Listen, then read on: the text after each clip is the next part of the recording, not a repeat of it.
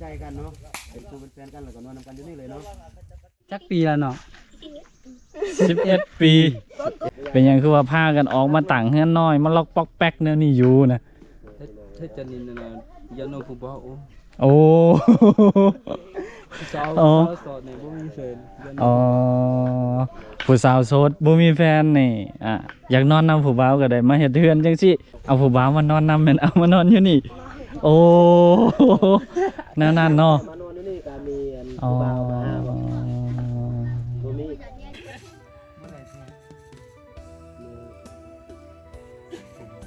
โอเคลายนี้เดี๋ยวจะ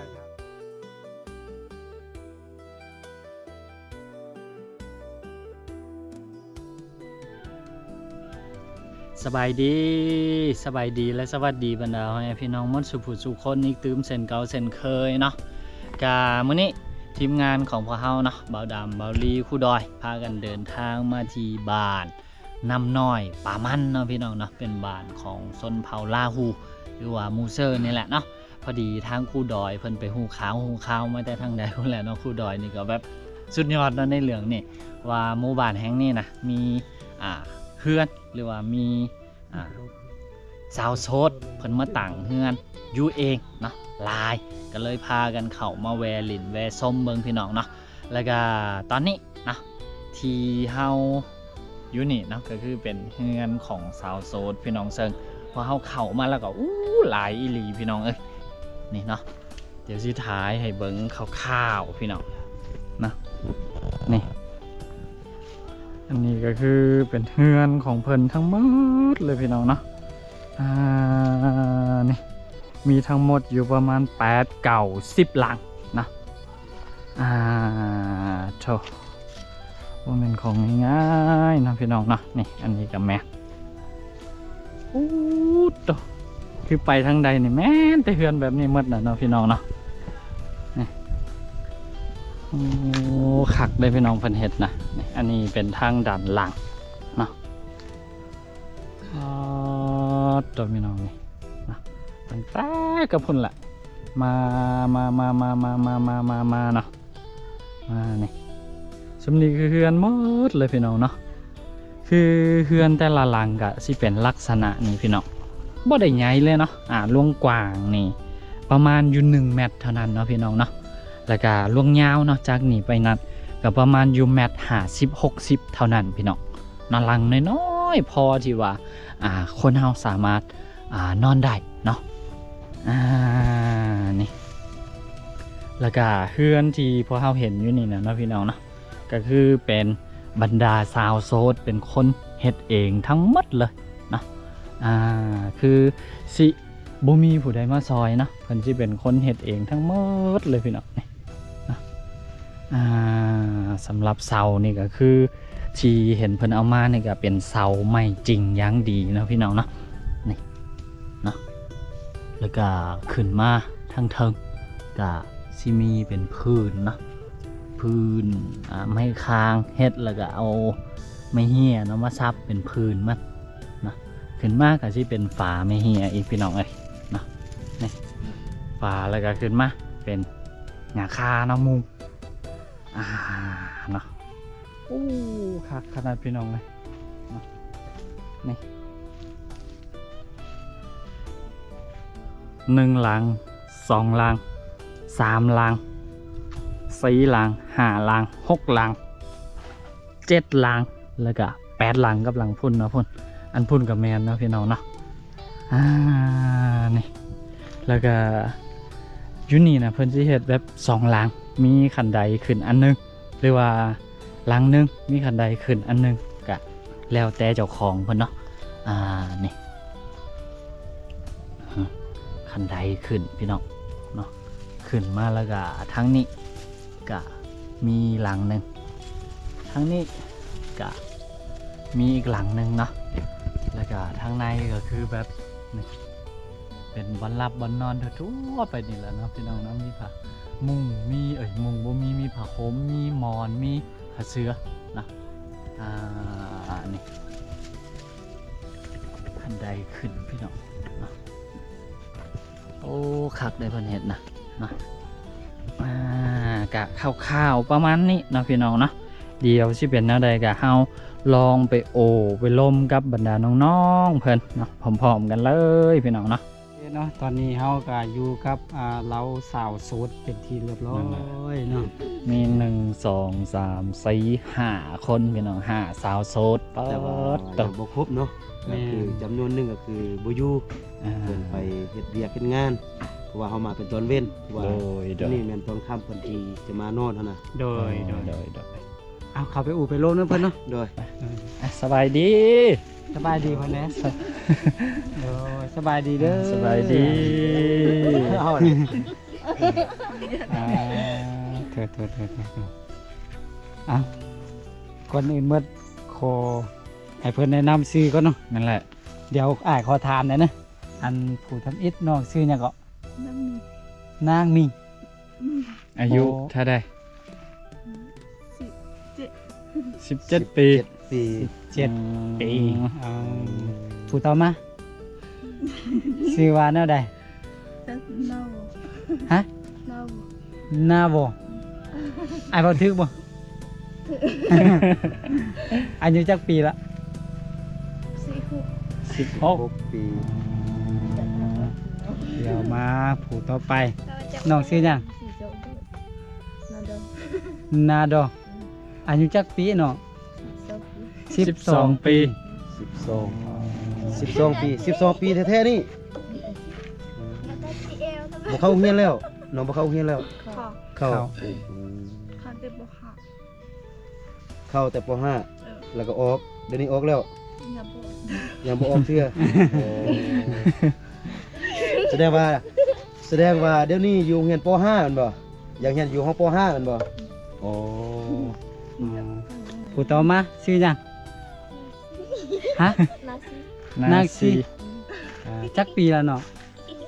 11 ปี 11 ปี อ๋อยังเข้าโรงเรียนอยู่ติป .3 ของปสาม อ๋อต่อไปชื่อหยังเนาะนาดอ นาโด จักปีละ 13 13 ปี 13 ปี 11 ปี 11 12 14 17แม่นบ่ครับอันเห็นอยู่ทางหลังนี่เป็นเฮือนของจุน้องอ่ะ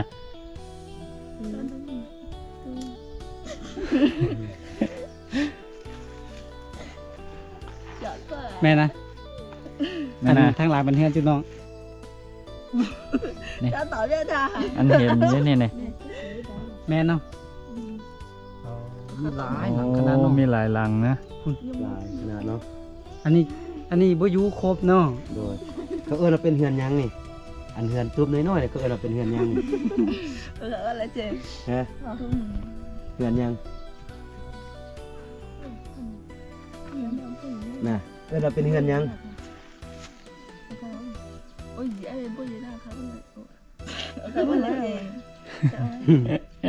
เฮือนหยัง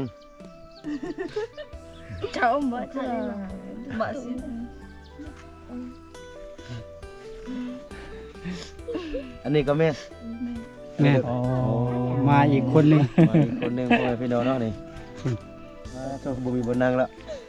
อีฟกันก็ได้ รีบกันก็ได้มาเจ้าของเฮือนมา เจ้าของเฮือนมา นั่งกันเลย เลยก็คือเบิ่งแบบเป็นรุ่นราวแบบอายแบบเป็นเอื้อยน้อยหนึงอะนะเนาะ 2-3 ปีแหละแต่ว่าแบบมาอยู่เป็นหมู่เป็นครูกันแบบนี้อะนะ โด เนาะ ย โอ้ อืมสบายดีเพิ่นได้ สบายดี สร้างบ่ที่นี่นี่สบายดีแบบนี้สร้างบ่น้องซื้อหยังเด้น้องซื้อหยังเด้นาพึ อายุจักปี อา เด้ ยุเท่าใด จักปี13 ปี 13 ปีเอาอายุไล่ๆกันหมดเนาะ โดย11 12 13 13แล้วก็16 17 อืมอยู่นี่ยังเข้าโรงเรียนเบิดบ่ผู้ น้องยังเข้าโรงเรียนบ่บ่เข้าแล้ว มี พวกเรา 3 คนของเฮียน สามคนยังเข้าโรงเรียนเนาะส่วนว่า3คนบ่เข้าแล้วเนาะเออ ยังเฮายังบ่ทันฮู้เธอว่าอันอยู่ทางหลังนี่มันเฮือนแม่นหยัง นะ โดย เดี๋ยว เป็น ถา เรีย ม นเป็นหยังเป็น ถาม เรียน น้อง เป็นหยัง มีก็ได้แม่นบ่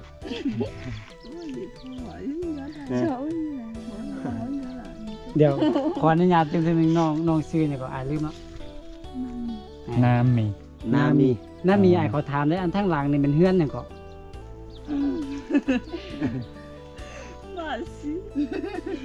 ฮะ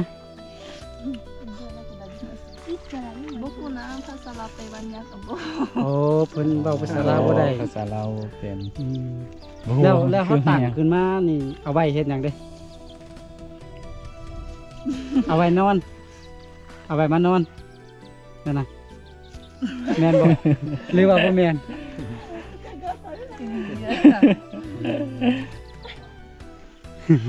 เฮ็ดแนวใดบัดนี้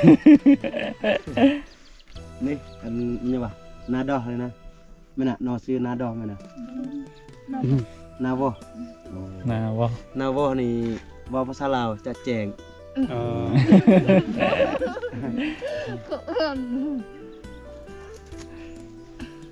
ถามเบิ่งผู้ใดซั่น นะนอก็บ่ฮู้ภาษาลาวว่าจะได้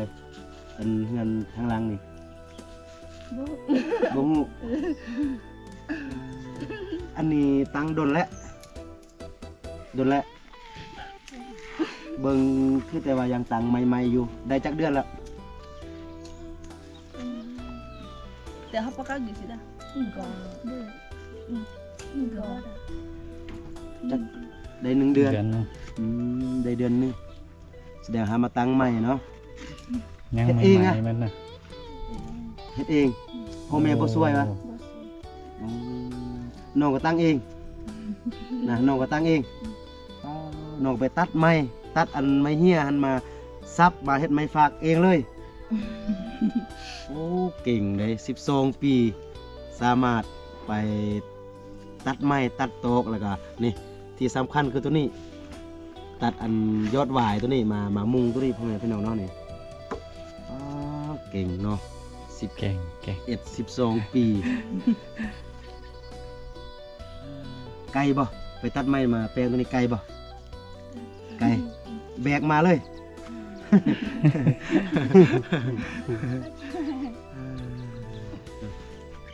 แล้วน้องก็มานอนอยู่นี่ทุกคืนจักโมงเด้จึงมานอนอยู่นี่ประมาณจักโมง9 โมงโอ้แสดงว่า8 โมงนี่ยังลมกันเนาะอยู่ตามกลางบ้านเลยเนาะ9 โมงแล้วอยากนอนแล้วก็มานอน เราเป็นหยังเฮาคือว่ามาพากันมานอนอยู่นี่เป็นหยังคือว่าบ่พอพากันนอนน้ำพ่อน้ำแม่อยู่เฮือน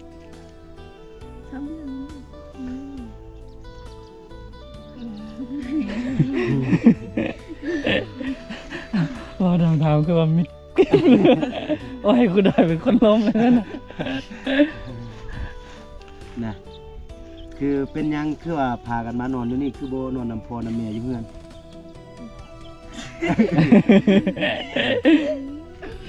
นะนัดเด้อเป็นหยังคือพากันมานอนอยู่นี่ แบบผู้อายมาแต่บนอื่นเนี่ยบ่ฮู้ก็อยากฮู้ได้เห็นเพื่อนเป็นลังหลายๆอันจะนี่ก็สงสัยอยากฮู้ได้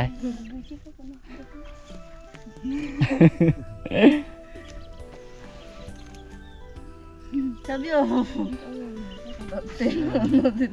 โบเข้าใจภาษาลาวปานใดเนาะนี่อายถามแบบนี้ซะบัดนี้ ตามที่ว่าอายเคยได้ยินว่าเพิ่นว่าเฮือนหลังน้อยๆแบบนี้เป็นเฮือนของผู้สาวแม่นบ่อันนี้ถ้าหากว่า เป็นเฮือนของผู้สาวเนาะ โดยถ้าหากว่ามีผัวแล้วก็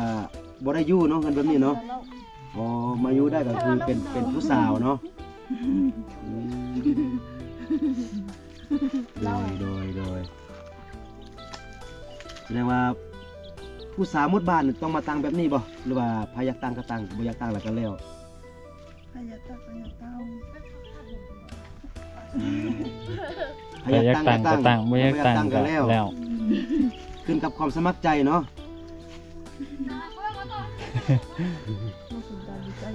ผมเลยพี่น้องเนาะ โอ้แดดก็ร้อนเนาะ แดดก็ร้อน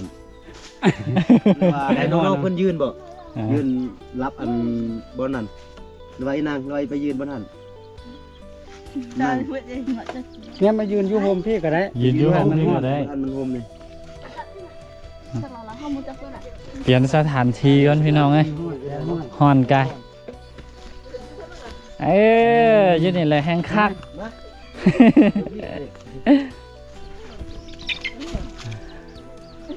มายืนอยู่พี่มายืนอยู่พี่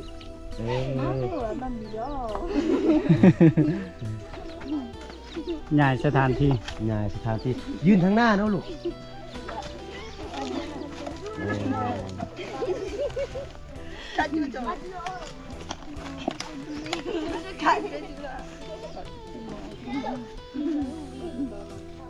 มาแม่ไปน้ำกระเจ้าแม่มาแม่อู้ครบทีม ตอนนี้เนาะ ว้ายกตังค์หันบ่ได้เนาะยกตังค์ได้เลยยกมาป้าอยู่นี่นะ 2 4 6 7เพิ่มอีกคนหนึ่งตอนนี้เนาะ หมอสิครบแล้วเนาะ พี่น้องเอ้ย หมอสิครบแล้วยังเติม เดือนมีอยู่1 2 ทั้งหมดมีจักคนกับทั้งหมดน่ะ อันน้อง3คนออกมานั่งออกมายืนทางหน้าเนี่ยได้บ่เพราะว่าอยู่พุ่นมันรักเสานี่เนี่ยมามาอยู่ทางหน้านี่แหละ นางลงก็ได้นางลงก็ได้โอเค โอ้ตะ ครบ เขาจะบ่ลมน้ำเฮานี้ เนาะ อันตามที่ไอ้ายเบิ่งนี่คืออีแม่นอันยังวะนาดอกับอัน นามี นามี น้ำมีกับนาวอ ที่ว่าพอที่ว่าจากปากจะลมภาษาลาวนำเฮาได้ โดย นั่งก็ได้2คนจะนอนนั่งก็ได้เมื่อยที่ยืนกันนี่นั่งก็ได้โอ้งามสุดบัดนี้ พ่อแม่พี่น้องเลยเนาะ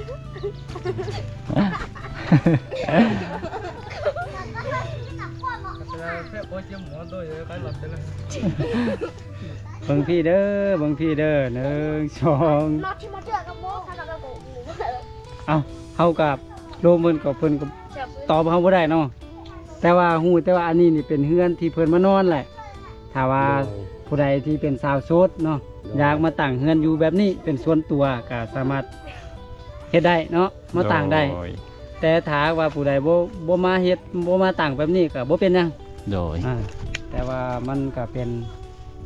ประเพณีของเพิ่นอยากมาอยู่ก็ได้บ่อยู่ก็ได้หั้นนะ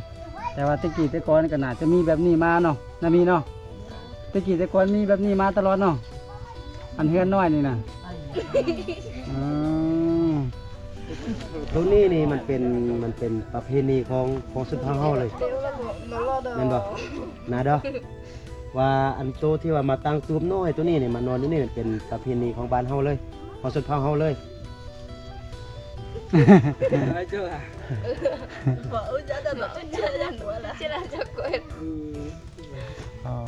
เฮ็ดแนวใดบัดนี้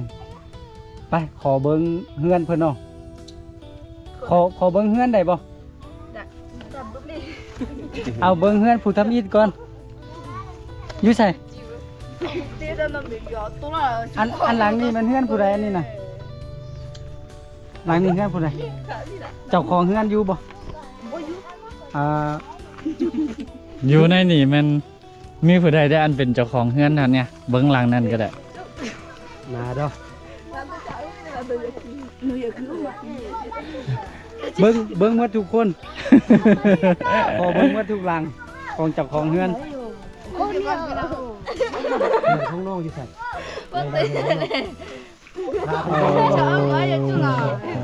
ไปน้ำกันก็ได้ไปน้ำกันพาไปเบิ่งหลังหนึงก็ได้ แต่เกิดที่เจ้าหนูที่อยากกินเยอะเจ๊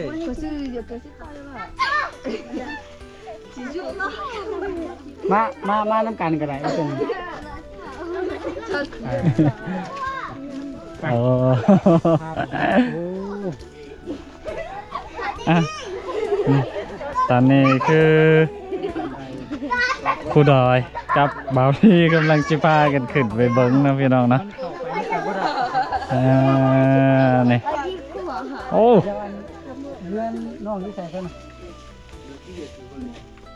เพื่อนหลังใหญ่ที่ โอ้จะเป็นเอานะ ไปเบิ่งเงินละเพื่อนคนนี้ก็เราไป คือ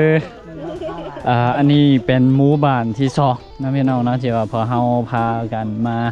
เห็นเฮือนน้อยๆจังซี่นะแล้วก็สอบถามเพิ่นก็คือเป็นเฮือนของผู้สาวโสดผู้ชายโสดก็มีบ่เฮือนจังซี่บ่มีอะ สอง ฮะ อะไรนะว่าขับใจ บ่เข้าใจภาษาไทยฮู้บ่ฮู้ภาษาไทยอ๋อโอ้สิเว้าได้ๆเนาะโอ้เฮากับผู้ลมภาษาไทยบ่ค่อยคล่องนะพี่น้องเนาะคือคันลมภาษาไทยนี่ลมได้แบบสบายๆเลยแม่นล่ะ แต่ว่าภาษาลาวนี่ฮู้บ่ค่อยอันนั้นปานใดนั่นบ่น้องนะน้องฮู้ภาษาลาวบ่ฮู้นั่นแหละอันนี้มันเฮือนของผู้สาวโสดแม่นน่ะ เนี่ย เราผู้บ่าวโสดมีเฮือนจังซี่บ่บ้านเฮา คุณบ้าสวัสดี คือจังพวกน้องนี่โสดแม่นบ่มีเฮือนน้อยจังซี่แยกเป็นของตัวเองบ่บ่มีมีแต่ผู้สาวเนาะเราอายถามได้เฮือนจังซี่นี่มันเขาเจ้าเฮ็ดไว้เฮ็ดหยังเป็นหยังคือว่าเฮ็ดเฮือนให้ผู้สาวโสดโดยเฉพาะอันน่ะเฮ็ดเพื่อไหมคือแบบพวกอายเป็นคนมาแต่บนอื่นเนี่ยแล้วก็ได้ยินเขาเจ้าเว้าก็แปลกๆดีสงสัยก็เลยอยากพากันเข้ามาเบิ่งว่าอันเขาเฮ็ดจังซี่นี่มันเฮ็ดไว้เพื่อมันหยังหั่นนะว่าเป็นภาษาไทยก็ได้พอฟังออกอยู่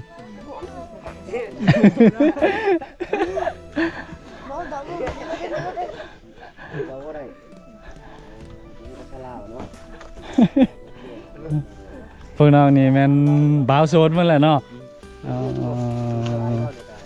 มือคำพวกน้องก็มาลิ้นตามนี่บ่มาบ่อ๋อไม่เอาหาผู้สาวนี่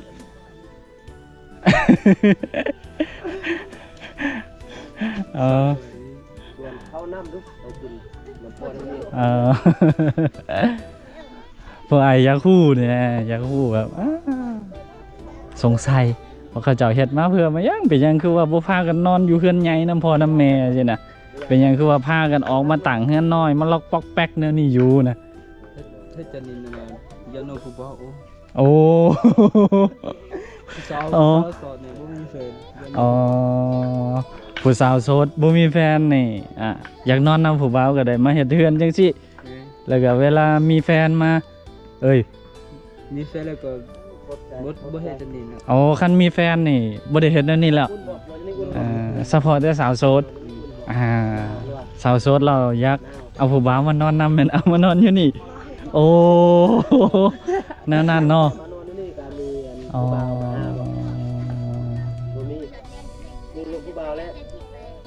น้องก็เคยมานอนเนี่ยปะเราเป็นผู้บ่าวทั้งใดมักมานอนแถวนี้ใช่ฮะ อ๋อเมื่อวานได้ยินน้องเขาเจ้าว่าน้องนี่ขึ้นมานอนตามนี่ เขาบอกว่าน้องนี่มานี่ดุสุดว่าซั่นแม่นบ่ อ๋อแม่นแนวนั้นเนาะเฮ็ดมาเวลาอยากเอาผู้บ่าวมานอนนำก็แม่นมันนอนอยู่นี่คันว่าสมมุติอยากนอนนำผู้บ่าวสิเอาไปนอนเฮือนพ่อเฮือนแม่นี่บ่ได้เนาะอ๋อแนวนั้นเนาะ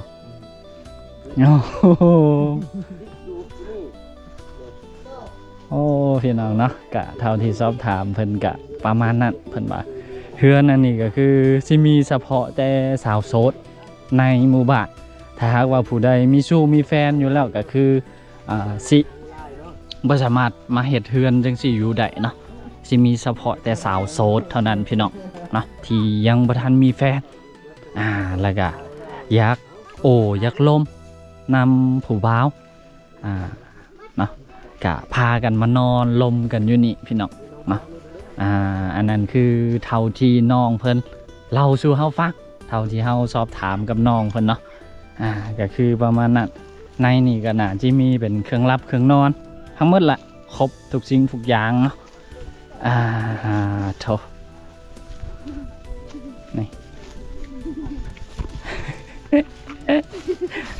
บ่ต้องยานไอ้ก็ได้เฮือนพวกน้องดูแม่นหลังได้น่ะอันนี้เป็นเฮือนไผข้างนอกน้องคนนี้ดูเฮือนหลังได้ฮะเฮือนน้องเป็นหลังได้หลังนี้อันนี้เป็นหลังนี้มันสองไอ้น้องอ่ะ อ๋ออันนี้เป็นพวกน้องต่างเองเลย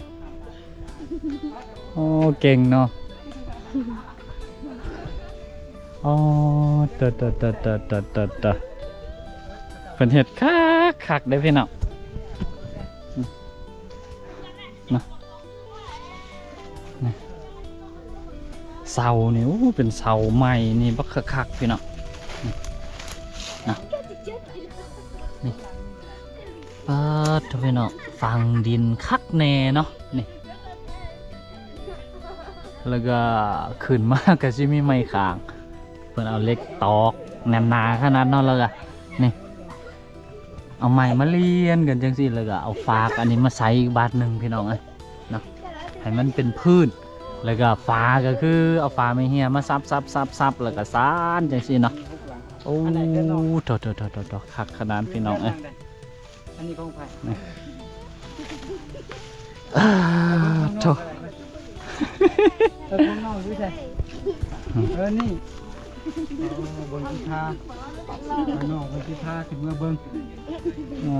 โถเห็นแล้วเนาะพี่น้องเนาะบัดนี้ก็เบาลีสิลองขึ้นไปเฮือนสาวโสดเบิ่งละโอ้ไอพี่น้อง เอานอนกัน2คนนี่นะ ผมซึกว่าเบาลีขึ้นไปละเฮือนนี่สันเลยพี่น้องเอ้ยนี่ มานอนกับพ่อเอาผู้ชายตักเนื้อด้วยเนี่ยผู้หญิงตักนี่เลยแต่ว่ามาลินหาเลยถ้าสมมติเราสั่งมาลินผู้ชายบ่มากมีจับครับเนาะมีคนต่างบ้านมาบ่มาเรา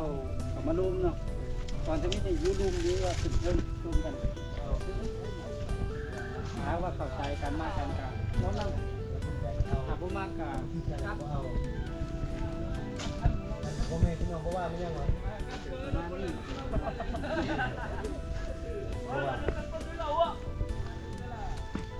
ว่าเอากันนี่ที่เอากันต้องร่วมนำกันหรือว่าต้องมานอนนำกันอยู่นี่จักเดือนจักปีจักเดือน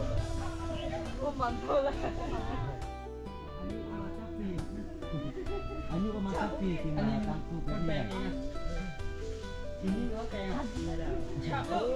เก่งแท้ ก็โอเคนะพ่อแม่พี่น้องก็คือเดี๋ยวนี้ก็คือเฮาลมนำบรรดาน้องๆเพิ่นเนาะแต่ว่าน้องๆเพิ่นก็บ่ค่อยก็คือฮู้ภาษาลาวปานใดเนาะเฮาลมก็บ่ค่อยเข้าใจปานใดพ่อแม่พี่น้องเนาะก็มีแต่เฮามาเบิ่งตู้มาเบิ่งเฮือนของเพิ่นซื่อๆเนาะก็ตามที่ว่าเฮาถามน้องๆเพิ่นก็เฮือนตัวนี้เป็นเฮือนของสาวโสดพ่อแม่พี่น้องเนาะเป็นเฮือนของผู้สาวเพราะว่าเพิ่นอยากมีแบบชีวิตอิสระหั่นน่ะแบบว่าบ่โดยที่ว่าบ่จะว่าจังไดแบบว่าบ่ รบกวนครอบครัว ครอบครัวหั่นน่ะแบบว่ามาอยู่แบบเป็นส่วนตัวคล้ายๆคือเขาว่าคอนโดเนาะ โดย แล้วก็เพิ่นก็มาตั้งเฮือนอยู่นี่พ่อแม่พี่น้องเอ้ยเนาะก็ถ้าหากว่ามีคนใดมีผู้บ่าวเนาะก็มีผู้บ่าวหรือว่ามีสู้มีแฟนเพิ่นก็จะมาร่วมกันอยู่นี่พ่อแม่พี่น้องเนาะก็เป็นบอนบ่เกิดที่ว่าให้มีสู้มีแฟนนั่นแหละพ่อแม่พี่น้องเนาะนอกจากนั้นเฮาก็บ่อยากก้าวกายเนาะก็มีแต่ ปิดเพลงเด้อปิดเพลงก่อน ก็มีแต่ว่าให้ฮู้ก็คือเป็นเฮือนของผู้สาวเป็นเฮือนของสาวโสดพ่อแม่พี่น้องเอ้ยเนาะก็เฮ็ดบอนที่ว่ามาลมน้ำสู้น้ำแฟนนั่นแหละ เอาง่ายๆก็คือว่าถ้าว่าคนต่างบ้านเลือกคนบ้านเดียวก็อย่าเข้ามาบ้านนี้เนาะเห็นตูบลักษณะนี้แสดงว่าเป็นเฮือนของสาวโสด โดย แต่ว่าก่อนจะมาหูจักหักแพงเพิ่นก็ได้มาอุ้มมาร่วมกัน โดย ในยามมื้อค่ำมื้อคืนเนาะก็มาอุ้มมาร่วมกัน โดย ถ้าหากว่าเข้าใจกัน ก็สามารถอยู่นํกันได้ โดย แล้วก็ถ้าหากว่าสิเอากันแท้ๆก็ได้ไปเว้าไปว่าตามที่ตามพ้องอีกเทื่อนึง โดย เนาะ โด อ่าย โดย ประมาณนั้น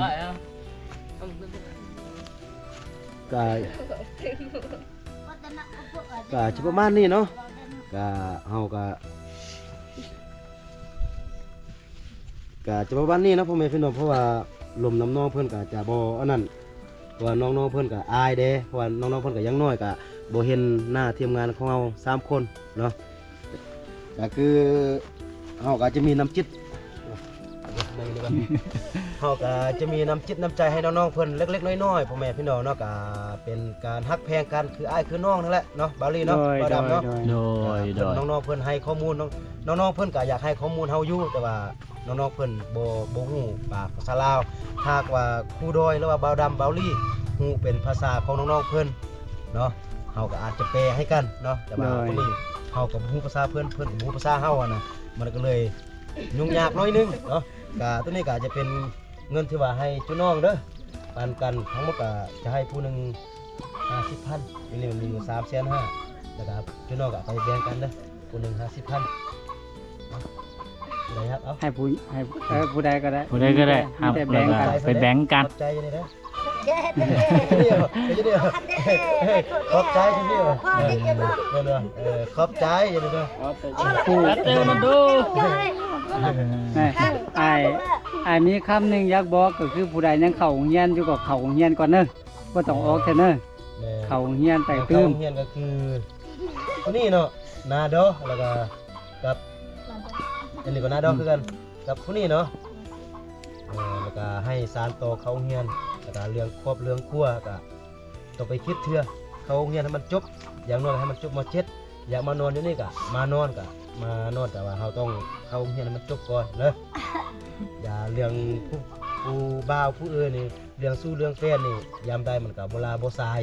มาเบาลี่เนาะ โดย ว่าสำคัญก็คือเราเอาการศึกษาก่อนเนาะนี่คือเดี๋ยวนี้เนาะสมมุติว่าน้องไปต่างบ้านต่างเมืองเนี่ยน้องเว้าภาษาน้องนี่เพิ่นบ่เข้าใจเด้นี่คือจุอ้ายนี่จุอ้ายมานี่จุอ้ายก็เว้าภาษาลาวน้องไปบ้านจุอ้ายน้องก็เว้าภาษาลาวแบบนี้น่ะเนาะ โดย โอเคสันจุอ้ายจะได้กลับก่อนเนาะ เจ้า สบายดีจังได๋มึง สบายดีโดยทุกคนทุกคน เลยเดี๋ยวอ้ายนับ1 2 3แล้วก็สบายดีเด้อจะบ่ทราบจ้ะโดยได้ใจกันเนาะเป็นคู่เป็นแฟนกันแล้วก็มานอนกันอยู่นี่เลยเนาะ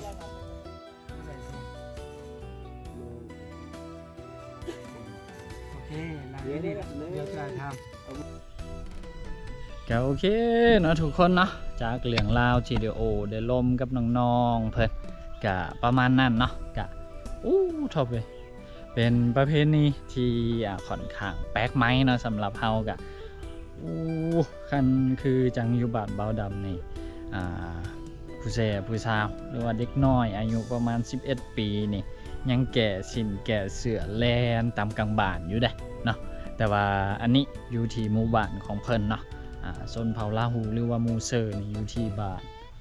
แห่งนี้นะเนาะก็เท่าที่เฮาได้ลมสอบถามกับทางน้องๆเพิ่นก็คือแบบอายุเพียงแต่11 ปีเนาะก็คือเป็นผู้แซ่ผู้สาวแล้วพี่น้องเนาะน้อยสุดก็คือ11 ปีคือมีเฮือนจังสิเนาะมานอนอยู่เฮือนจังสิรอถ่าให้ผู้บ่าวมาลิ้นนะมามาลมคันถาว่าหักมักถึงมกถึงใจกันก็คือรับนอนนำกันแล้วก็หักมักกันแท้ๆก็สามารถเอาเป็นผัวเป็นเมียกันได้เลยพี่น้องเนาะก็ถือว่าแปลกเลยพี่น้องแปลกสุดเลยนะเป็นประเพณีที่ว่าสุดแปลกเลยพี่น้องเลยเนาะ11 ปีเท่านั้นเนาะมานอนอยู่ในเฮือนหลังน้อยๆจังซี่เนาะรอถ่าผู้บ่าวถ่าให้ผู้บ่าวมาลิ้นนักเนาะคันหักมักกันก็คือตกลงปรงใจแล้วก็สร้างครอบครัวนำกันได้เลยเนาะอันนั้นก็คือเป็นฮีตเป็นคองของเพิ่นเนาะก็นี่ละพี่น้องเนาะที่บ่าวดำมักออกไปลิ้นไปเที่ยวหลายๆบ่หลายๆทีเนาะก็นี่ละ